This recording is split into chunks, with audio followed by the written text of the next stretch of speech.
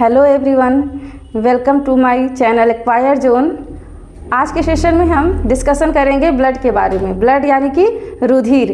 तो जैसा कि आप जानते हैं कि अब इसमें क्या हम जानेंगे कि ब्लड क्या होता है, ब्लड के कंपोनेंट क्या है, यानी कि ब्लड के कौन कौन से भाग होते हैं, किससे किससे मिलकर बना होता है। ब्लड रेड कलर का ही क्यों दिखाई देता है, यानी कि ब्लड जो हमारा होता है यानी रुधिर है वो लाल कलर का ही क्यों दिखाई देता है, कोई और कलर का क्यों नहीं दिखाई देता है। तो चलिए बेसिक से शुरू करते हैं कि पहले आज का क्वेश्चन है कि पहले शुरू करेंगे क्या बेसिक से कि ब्लड होता क्या, यानी रुधिर क्या होता है।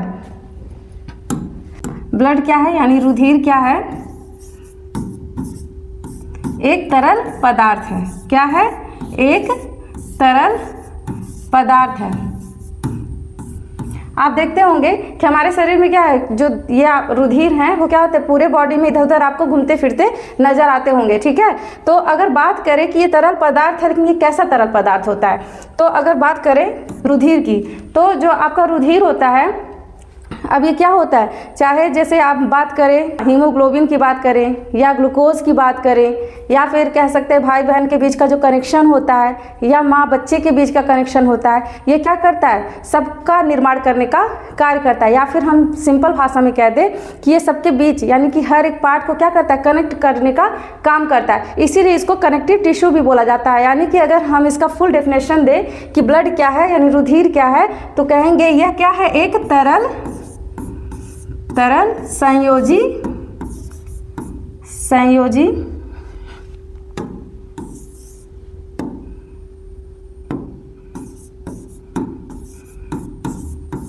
ऊतक है। क्या है? तरल संयोजी ऊतक है। ठीक है, कभी मत कहिएगा कि आपका जो ब्लड है वो सेल्स है, कोशिका नहीं होता है। ये बहुत सारी कोशिका मिलकर क्या बनाती हैं, ऊतक बनाती हैं। और वो कौन सी ऊतक? ये ब्लड की जो ऊतक बनाती हैं। तो आपका ब्लड एक क्या है, ऊतक है, ना कि एक कोशिका है। अगर आप चाहें तो इसको इंग्लिश में भी ट्रांसलेट कर सकते, तो ये क्या है आपका, एक फ्लूइड यानी कि लिक्विड कनेक्टिव टिश्यू।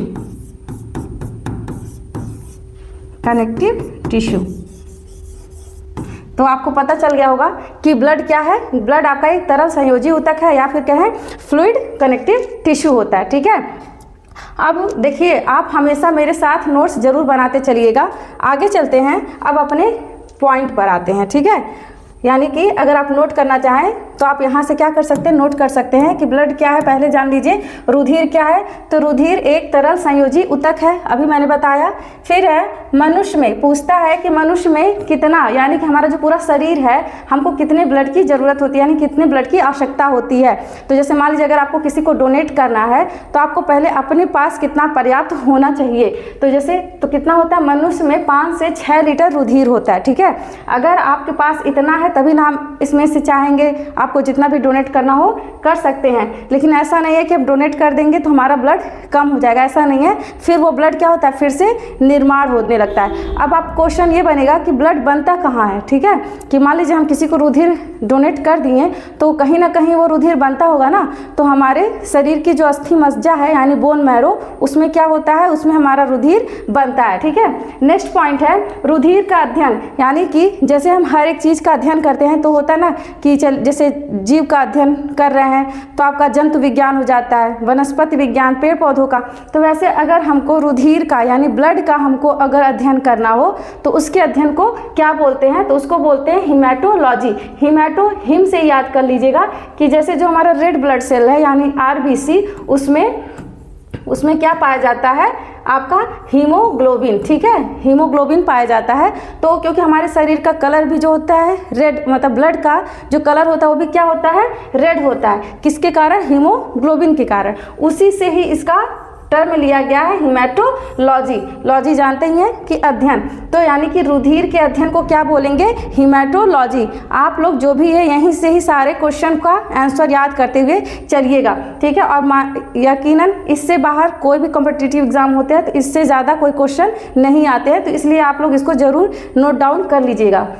फिर है कुल शरीर के वजन का। अगर हम बात करें हमारा जो शरीर है उसके वजन का कितना % भाग जो हमारा है रुधिर बनाता है, तो कितना होता है, 7 से 8% क्या होता है, रुधिर होता है। फिर है अब बात आती है कि रुधिर का पीएच कितना होता है। पीएच जो है कितना होता है 7.4, कहीं कभी कभी 7.8 भी दिया रहता है, लेकिन अगर करेक्ट बात करें तो कितना होता है 7.4। अब देखिए 7.4 है तो ये क्या होगा, ये थोड़ा सा ज़्यादा नहीं, एकदम थोड़ा सा क्या हो जाएगा, बेसिक हो जाएगा, यानी क्षारीय हो जाएगा। यानी कि अगर हम इसको लिखना चाहें तो ये क्या हो जाएगा, स्लाइटली क्या हो जाएगा, बेसिक। स्लाइटली क्या हो जाएगा, बेसिक। क्योंकि आप जानते होंगे, आप लोग पीएच स्केल पढ़े होंगे कि अगर पीएच स्केल की बात करें तो कहाँ से शुरू होता है, 0 से शुरू होता है कहाँ तक, 14 तक, जिसमें कि ये 7 हमारा क्या होता है, न्यूट्रल होता है, यानी उदासीन होता है। और अगर 7 से 0 की तरफ आते हैं तो क्या होता है, एसिड। और अगर 7 से 14 की तरफ होता है तो आपका क्या होता है, बेसिक। ठीक है, तो रुधिर का पीएच कितना होता है 7.4, यानी कि क्या, स्लाइटली बेसिक होता है। फिर है रुधिर हमारे अस्थि मज्जा में बनता है। अभी आपको बताए थे कि रुधिर कहाँ बनता है, हमारे अस्थि मज्जा में, क्योंकि ऐसा तो नहीं है कि रुधिर, कभी कभी आप सुनते हो ना, हमारे शरीर में ब्लड की कमी हो गई, तो अगर जब हम कुछ भी उसका जो भी सोर्सेज है खा लेते हैं, जैसे हो गया, लोग कहते हैं हरी पत्तेदार सब्जियां खाइए, या फिर कहते हैं गन्ने का जूस पीजिए, चुकंदर खाइए, तो उनसे क्या होता है, आयरन की पूर्ति होती है। तो जहाँ पे वो क्या होता है, हमारे शरीर में फिर क्या होता है, ब्लड बन जाता है। और कहाँ बनता है, हमारे अस्थि मज्जा यानी कि बोन मैरो। जैसे मान लीजिए, अगर बोन मैरो की बात करें तो आप लोग बोन देखे होंगे कि मान लीजिए ये हमारा क्या है, ये मान लीजिए बोन है, ठीक है। अब इसमें बीच में यहाँ पे बोन मैरो पाया जाता है, ठीक है। और इसी बोन मैरो में क्या बनता है, हमारा ब्लड बनता है, ठीक है। यहाँ पे क्या पाता है, ब्लड। ये क्या है, बोन मैरो, यानी कि अगर हिंदी में बात करें तो अस्थि मज्जा। यहीं पे हमारा क्या बनता है, ब्लड। क्या बनता है, फॉर्म्ड ब्लड, ठीक है। फिर है रुधिर का बनना, यहाँ पे रहेगा बनना, रुधिर का बनना, यानी कि अगर हम बात करें कि अगर हमारे शरीर में रुधिर बन रहा है तो उस बनने के प्रोसेस को क्या बोलेंगे। अध्ययन को तो हिमेटोलॉजी बोलते हैं, ठीक है, लेकिन अगर बात करें उसका जो बनना है उसको क्या बोलेंगे, तो उसको बोलते हैं हीमोपोएसिस। हमेशा याद रखिएगा कि अध्ययन को हिमेटोलॉजी और रुधिर के बनने के प्रोसेस की अगर बात करेंगे, यानी उनकी जो क्रिया है उसको हम क्या टर्म देंगे, तो उनको बोलेंगे हीमोपोएसिस। क्या बोलेंगे, हीमोपोएसिस बोलेंगे। किसको, रुधिर के बनने के प्रोसेस को। तो आगे अब चलते हैं, अब जानेंगे कि ब्लड के कंपोनेंट कौन कौन से, यानी कि रुधिर के कौन कौन से घटक है, यानी किससे किससे रुधिर मिलकर बना होता है। तो ब्लड की अगर बात करें, ब्लड जो होता है वो बेसिकली 2 कंपोनेंट, पहले आपके जो मेन होते हैं वो आपके ब्लड के क्या होते हैं, 2 कंपोनेंट होते हैं। कौन कौन से, एक आपका होता है प्लाज्मा, और दूसरा क्या होता है आपका ब्लड कार्पसेल्स, ब्लड कार्पसेल्स, ठीक है। अब देखिए जो प्लाज्मा होता है वो आपका कितना होता है, 55% होता है, और जो ब्लड कार्पसेल्स की बात करें तो ये आपका कितना होता है, 45% होता है, ठीक है। और देखिए अब ये जो ब्लड कार्पसेल्स होता है इसमें इसके भी 3 घटक होते हैं, यानी इसमें भी 3 पार्ट्स होते हैं। कौन कौन से होते हैं, एक आपका होता है आरबीसी, एक होता है आपका डब्ल्यूबीसी, और एक होता है आपका प्लेटलेट्स।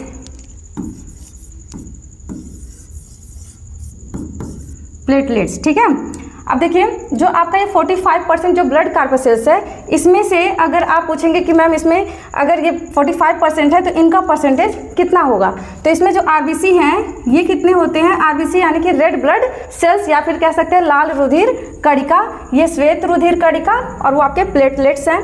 तो ये आपके होते हैं कितना, 41%, यानी कि 45 में से 41% सिर्फ क्या होते हैं, आरबीसी होते हैं। और डब्ल्यूबीसी और प्लेटलेट्स ये दोनों जो होते हैं, डब्ल्यूबीसी और प्लस जो प्लेटलेट्स, ये दोनों मिलकर 4% होते हैं, ठीक है। ये दोनों मिलाकर क्या होते हैं, 4% होते हैं। तो जो डब्ल्यूबीसी है अगर हम इनको फिर बांटें तो इनको हम 2 भागों में बांट सकते हैं। एक आपका होता है ग्रैन्युलोसाइट्स, और एक आपका होता है ए ग्रैन्युलोसाइट,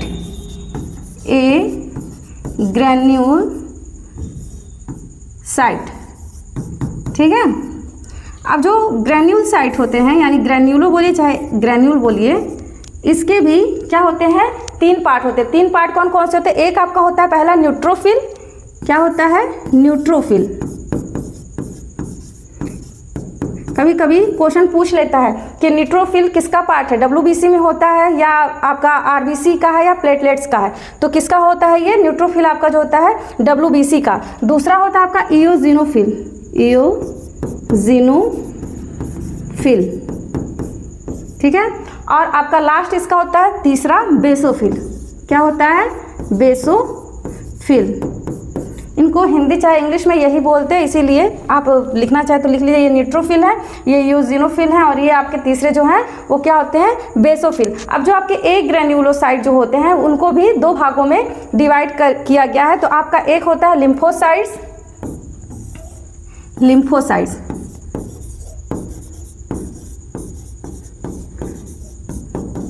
यानी कि पहला क्या होता है? लिम्फोसाइट्स होता है, और दूसरा होता है मोनोसाइट्स, मोनोसाइट्स। आप इस फ्लो चार्ट को जरूर बना लीजिएगा, जिससे आपको आसानी से एक ही बार में समझने में हेल्प मिलेगी। यानी जो मेन ब्लड का कंपोनेंट है, यहाँ पे आप लिख लीजिएगा ब्लड कंपोनेंट। जो ब्लड का कंपोनेंट है वो क्या होता है? पहले आपका आता है प्लाज्मा, जो क्या बनाता है? 55% होता है, और जो ब्लड कार्पसेल्स होता है वो कितना होता है? 45%। इसके कभी कभी 55 से 60% भी दिया जाता है, और वो 45 से 40% भी होता है, लेकिन बेसिकली आपका 55% ये और 45% आपका ब्लड कार्पसेल्स। अब जो ये ब्लड कार्पसेल्स है ये भी 3 भागों में बांटा गया, डब्ल्यूबीसी, आरबीसी और प्लेटलेट्स में है। फिर डब्ल्यूबीसी यानी वाइट ब्लड सेल्स, या कह सकते हैं श्वेत रक्त कणिका, इनको भी ग्रैन्युलोसाइट और ए ग्रैन्युलोसाइट्स में डिवाइड किया गया है। ग्रैन्युलोसाइट्स भी कितने प्रकार के होते हैं? 3 प्रकार के।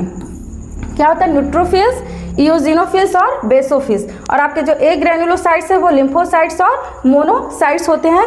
तो आप लोग इसका एक बार स्क्रीनशॉट ले लीजिएगा। आगे चलते हैं अब अपने पॉइंट पर।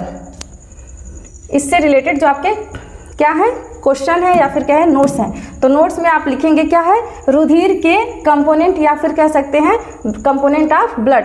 तो कौन कौन से हैं? तो रुधिर के प्रमुख 2 घटक होते हैं। कौन कौन से? अभी मैंने बताया कि एक आपका होता है प्लाज्मा, ब्लड प्लाज्मा, और एक होता है रक्त कणिकाएं, यानी कि ब्लड कार्पसेल्स होती हैं। अब देखिए इसमें अब पहले बात करते हैं प्लाज्मा की, ठीक है। अब जो प्लाज्मा होता है वो हमारा पीले रंग का होता है, ठीक है। और देखिए अब बात यह आती है कि मैम अगर प्लाज्मा 45, अभी हम आपको बताएं कि प्लाज्मा कितना होता है? 55% होता है। और जो हमारा जो आरबीसी है वो कितना होता है? यानी कि अगर कणिकाओं की, रक्त कणिकाओं की बात करें, बेसिकली आरबीसी की, चाहे सिर्फ रक्त कणिकाओं की बात करें, यानी कि किसका? ब्लड कार्पसेल्स की बात करें, तो वो कितना होता है आपका? 45%। तो भी हमारे ब्लड का कलर येलो क्यों नहीं दिखाई देता है, रेड क्यों दिखाई देता है, ठीक है। तो ये आप लोग सोचते होंगे। तो जैसे मान लीजिए अगर हम इनका डायग्राम ड्रॉ करें, तो जैसे मान लीजिए ये हमारा ये एक येलो कलर का, ये क्या है आपका? एक प्लाज्मा है, ठीक है। ये पीले कलर का क्या है? क्योंकि प्लाज्मा जो होता है वो पीले कलर का होता है, तो ये आपका क्या है? प्लाज्मा है, ठीक है। और इसी में रेड कलर का जो आपका ब्लड होता है, रुधिर कणिकाएं, वो इसी में ऐसे घूमती हुई दिखाई देती हैं, ठीक है। और बेसिकली क्या? आरबीसी, आरबीसी, ठीक है। ये क्या है? सारे आरबीसी हैं। तो अब यही है ना, अब वही फिर वापस क्वेश्चन पे चलते हैं कि वो ब्लड का कलर रेड क्यों दिखाई देता है, क्यों पीला नहीं दिखाई देता है। तो देखिए अब जो हमारा प्लाज्मा होता है उसमें क्या होता है? 90% जल, यानी कि अगर बात करें 90% उसमें क्या होता है? पानी पाया जाता है, पानी मिला होता है। और 10% क्या होते हैं? प्लाज्मा प्रोटीन पाए जाते हैं। तो इसी की वजह से क्या होता है? इनका जो येलोइश कलर होता है वो थोड़ा सा क्या होता है? डल हो जाता है, यानी हल्का हो जाता है, जिसके कारण इनका कलर शो नहीं होता है पानी के कारण, ठीक है। तो अब इसमें भी देखिए जो प्रोटीन प्लाज्मा है यानी कि प्लाज्मा प्रोटीन जो होते हैं उसमें कौन कौन से पार्ट होते हैं, उसी में आपके एंटीबॉडी पाए जाते हैं। जमावट कारक जैसे आप लोग सुने होंगे जो फाइब्रिनोजन हो गया या प्रोथ्रोम्बिन हो गया। जैसे कभी कभी आपका क्या होता है हाथ या कहीं भी कट हो जाता है, कुछ भी कट जाता है, तो क्या होता है लगातार जब ब्लीडिंग होती रहती है तो एक समय ऐसा आता है कि फिर वो रुक जाता है, रक्त का थक्का बन जाता है, उसी को बोलते हैं जमावट कारक, यानी कि जिनकी वजह से क्या होता है रक्त हमारा बहना बंद हो जाता है, तो वो भी इसमें पाए जाते हैं। फिर इम्यूनोग्लोब्यूलिन हो गया आपका, एल्ब्यूमिन हो गया, एल्ब्यूमिन और कहाँ जो अंडे में पाया जाता है, ठीक है, फाइब्रिनोजन हो गया, और ये क्या होते हैं इनका 7% होते हैं, और बाकी 1% उसमें क्या होते हैं, यानी 10 में से 7 से 8% क्या होते हैं आपके प्लाज्मा प्रोटीन, और 1% क्या होते हैं विटामिन हो गए, हार्मोन हो गए या फिर लवण हो गए। ये सब महत्वपूर्ण यौगिक पाए जाते हैं किसमें, प्लाज्मा में, ठीक है। तो अब आपको समझ में आ गया होगा कि ब्लड का कलर रेड क्यों दिखाई देता है, येलो क्यों नहीं दिखाई देता है, क्योंकि उसमें क्या होता है 90% क्या होता है पानी होता है, ठीक है। आगे चलते हैं और देखिए यह कुल रक्त का अभी बताए हैं कितना होता है, 55% होता है। कौन, प्लाज्मा कितना होता है 55%, और आरबीसी 45%। तो भले आरबीसी आपका 45% है, लेकिन इसमें आपके प्लाज्मा में 55% में जो आपका होता है 90%, 90 से कभी कभी 92% क्या होता है वाटर होता है। इसी की वजह से इसका कलर क्या होता है रेड दिखाई देता है, ना कि पीला। फिर आगे चलते हैं, अब है रुधिर कणिकाएं, यानी कि अभी तो हम प्लाज्मा की बात कर ली कि प्लाज्मा में कौन कौन से कंपोनेंट पाए जाते हैं। अब हम बात करेंगे कि रुधिर कणिकाओं में यानी कि ब्लड कार्पसेल्स में कौन कौन से पार्ट होते हैं। तो यह 3 प्रकार की होती हैं। कौन कौन सी अभी बताएं, लाल रक्त कणिकाएं, जिनको शॉर्टकट में क्या लिखा जाता है आरबीसी, यानी रेड ब्लड कार्पसेल्स बोलते हैं। और देखिए कभी कभी एग्जामिनर देखिए आजकल का जो कंपटीशन है वो सिंपल से क्वेश्चन पे नहीं आता, यानी कि उनके नॉर्मल नाम से नहीं कि लाल रक्त कणिका के बारे में पूछेगा, श्वेत, ऐसा नहीं पूछेगा। क्या करेगा, उनका सेकंड नाम पूछता है। तो लाल रक्त कणिका ना देके क्या हो जाएगा इरिथ्रोसाइट्स। तो देखिए लाल रक्त कणिका का सेकंड नाम क्या हो जाएगा बच्चा, इरिथ्रोसाइट्स, हमेशा याद रखिएगा क्या हो जाएगा इरिथ्रोसाइट। और अगर श्वेत रक्त कणिका की बात करें तो ल्यूकोसाइट्स। अगर आप प्लास्टिक पढ़े होंगे तो उसमें आप पढ़े होंगे लवक में, यानी कि जो कोई उसका कलर ना हो, अगर कलरलेस है यानी कि सफ़ेद के लिए अगर यूज़ करेंगे तो कहते थे ल्यूकोप्लास्ट, ठीक है, क्या बोलते थे ल्यूकोप्लास्ट। तो उसी ल्यूको जहाँ जहाँ टर्म आएगा इसका मतलब क्या हो जाएगा, वो क्या है, ल्यूको का मतलब होता है कलरलेस। क्या होता है, कलरलेस, ठीक है, यानी कि श्वेत, कोई कलर नहीं है। तो ल्यूकोसाइट्स मतलब क्या होता है, श्वेत रक्त कणिका। फिर है प्लेटलेट्स। अब प्लेटलेट्स को क्या बोलते हैं, थ्रोम्बोसाइट्स। क्या बोलते हैं, थ्रोम्बोसाइट्स। तो ये याद रखिएगा किसके कंपोनेंट है, रुधिर कणिकाओं के, लाल रक्त कणिका, श्वेत रक्त कणिका और क्या हो जाएगा प्लेटलेट्स। और इनका सेकंड नाम आप जरूर याद कर लीजिएगा। और हमेशा जब भी आप वीडियो देखिए, कोई भी किसी का भी देखिए, ये नहीं है, लेकिन ये है कि हमेशा कॉपी और पेन हमेशा साथ में रखकर प्रॉपर नोट्स बनाते रहना चाहिए, क्योंकि हर एक किसी में कोई ना कोई ऐसी यूज़फुल चीज़ें कुछ ना कुछ रहती हैं, तो उनको साथ साथ नोट डाउन करते रहना चाहिए, ठीक है। आगे चलते हैं, आगे है, अब कभी कभी क्वेश्चन आता है सीरम क्या होता है, ठीक है, सीरम क्या होता है। तो आप जानते होंगे कि अभी हम आपको बताए थे कि जो हमारा ब्लड है, ठीक है, ब्लड में किससे किससे मिलकर बना है आपका, प्लाज्मा है, क्या है प्लाज्मा, और क्या है ब्लड कार्पसेल्स, ठीक है, ब्लड कार्पसेल्स, ठीक है। अब देखिए, अब चाहे प्लाज्मा की बात करें अगर, तो इसमें देखिए आपके जो भी अभी बताए थे जो जमाने वाले, यानी कि जो जमावट कारक है, यानी जो हमारा ब्लड बाहर निकलता है, उनका जब रक्त का थक्का बनाने वाले जितने भी फैक्टर हैं, जितने भी चाहे जो भी, चाहे आपके फाइब्रिनोजन हो गए, चाहे प्रोथ्रोम्बिन हो गए, अगर हम उनको ब्लड से क्या करें, अगर उनको हम ब्लड से, मान लीजिए इसमें हमारा ब्लड है और इसमें से जितने भी जमावट कारक हैं, क्या है जमावट कारक,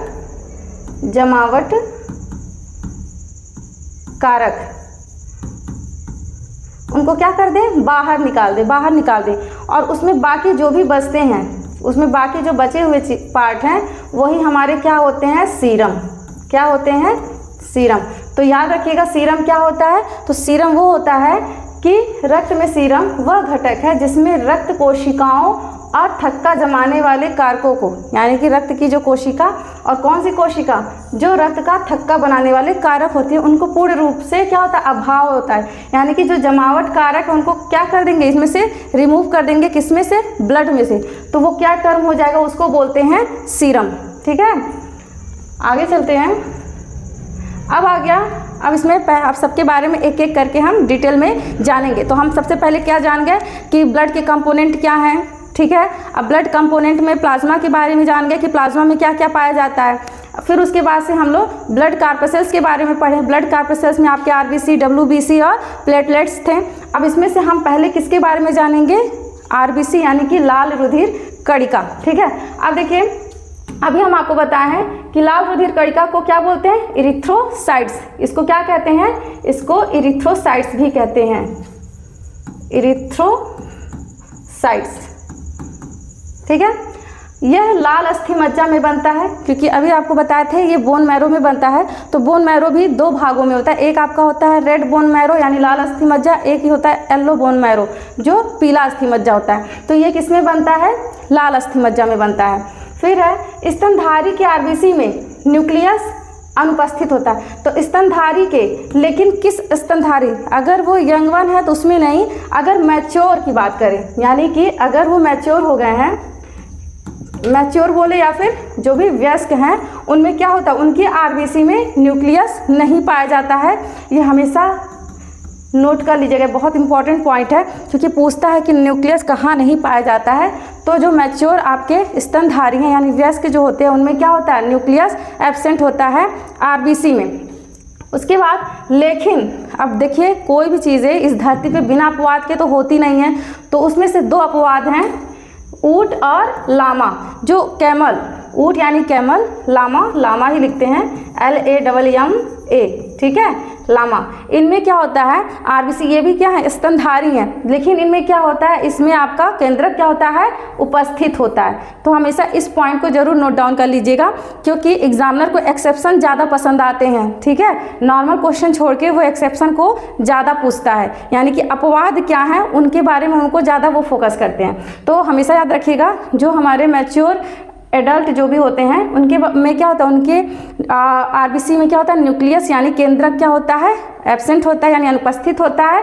लेकिन ऊँट और जो लामा है, इनमें क्या होता है, इसमें हमेशा उपस्थित होता है। ठीक है, फिर है आरबीसी में क्या होता है, हीमोग्लोबिन होता है, क्योंकि आपको पता है ना, आरबीसी में हीमोग्लोबिन के ही कारण, हीमोग्लोबिन के ही कारण ये क्या होते हैं, रेड कलर के दिखाई देते हैं। ठीक है, अगर क्वेश्चन पूछ ले कि हमारा जो ब्लड है वो रेड किसके कारण दिखाई देता है, तो उसमें क्या प्रेजेंट होता है, हीमोग्लोबिन। हमेशा याद रखिएगा, हीमोग्लोबिन को शॉर्टकट में HB भी लिखते हैं। तो वो किसके कारण दिखाई देते हैं, हीमोग्लोबिन का होता है, यानी आरबीसी में क्या होता है, हीमोग्लोबिन होता है, जिसके कारण हमारे रक्त का रंग क्या होता है, लाल दिखाई देता है। ठीक है, तो ये था लाल रुधिर कणिका के बारे में। और कुछ फिर आपके नोट हैं, इंपॉर्टेंट पॉइंट हैं, उनको भी आप जरूर नोट डाउन कर लीजिएगा, क्योंकि जो केचुआ होता है ना, केचुए में आरबीसी नहीं पाया जाता है। ठीक है, अब आप सोचेंगे कि केचुए में तो आरबीसी पाया नहीं जाता है, फिर भी अगर आप केचुए के देखेंगे वो रेड कलर का दिखाई देता है, क्योंकि उनमें क्या होता है, उनमें भी हीमोग्लोबिन पाया जाता है। तो जो केचुआ होता है उनके प्लाज्मा में ही डायरेक्ट क्या होता है, हीमोग्लोबिन डिजॉल्व हो जाता है, यानी कि घुल जाता है। इसी की वजह से केचुए का रंग क्या होता है, यानी केचुए का जो ब्लड होता है वो रेड कलर का होता है। तो हमेशा याद रखिएगा कि केचुए में लेकिन आरबीसी अनुपस्थित होता है, यानी केचुए में आरबीसी नहीं पाया जाता है। लेकिन जो हीमोग्लोबिन होता है वो प्लाज्मा में क्या होते हैं, घुले होते हैं, डायरेक्ट उसमें घुलनशील होते हैं, इसीलिए उनका कलर क्या, रक्त का कलर क्या दिखाई देता है, रेड कलर का। अब है लाल रुधिर कणिकाओं की जीवन अवधि। ठीक है, यानी कि कितने दिन तक लाल रुधिर कणिकाएं हमारे शरीर में रहती हैं, यानी जीवित रहती है, क्योंकि एक समय ऐसा भी आता है जो वो क्या होती हैं, ख़त्म हो जाती हैं या नष्ट हो जाती हैं। तो जो मनुष्य है, अगर मनुष्य की बात करें तो मनुष्य में लाल रुधिर कणिका यानी आरबीसी की लाइफ स्पान कितना है, 120 दिन होती है। कभी कभी मेढक का भी पूछ लेता है तो उसमें 100 दिन होती है, और सबसे कम किसमें, खरगोश में 8 दिन की होती है। तो अब आप सोचेंगे कि ये कहाँ पे ख़त्म होती है, तो ये हमारे प्लीहा में, प्लीहा यानी स्प्लीन में क्या होती हैं, ये इनका जो लाइफ स्पॉन है किसमें ख़त्म होता है, प्लीहा में जाके। इसीलिए प्लीहा को क्या बोलते हैं, हमारे आरबीसी का कब्रिस्तान भी बोलते हैं। क्या बोलते हैं, मनुष्य में 100 दिन बाद क्या होता है, आरबीसी प्लीहा में जाकर क्या होता है, नष्ट हो जाता है। इसलिए प्लीहा को आरबीसी का क्या बोलते हैं, कब्रिस्तान बोलते हैं। लेकिन प्लीहा को आरबीसी का ब्लड बैंक भी कहा जाता है, क्योंकि ये वयस्क में क्या होता है, जैसे मान लीजिए कोई आपातकालीन घटना हो जाती है तो ये जैसे मान लीजिए नष्ट तो होते हैं, तो ये पुराने आरबीसी क्या होते हैं, नष्ट होते हैं, लेकिन फिर से इसमें जब अगर कोई आपातकालीन घटना हो जाती है तो वो उसमें कुछ समय तक पड़े रहते हैं। तो जैसे जिसको ज़रूरत होती है फिर उसको वो क्या करते हैं, सप्लाई कर देते हैं। इसीलिए वो क्या बोले जाते हैं, आरबीसी का ब्लड बैंक भी कहे जाते हैं। कौन, लाल रुधिर कणिका।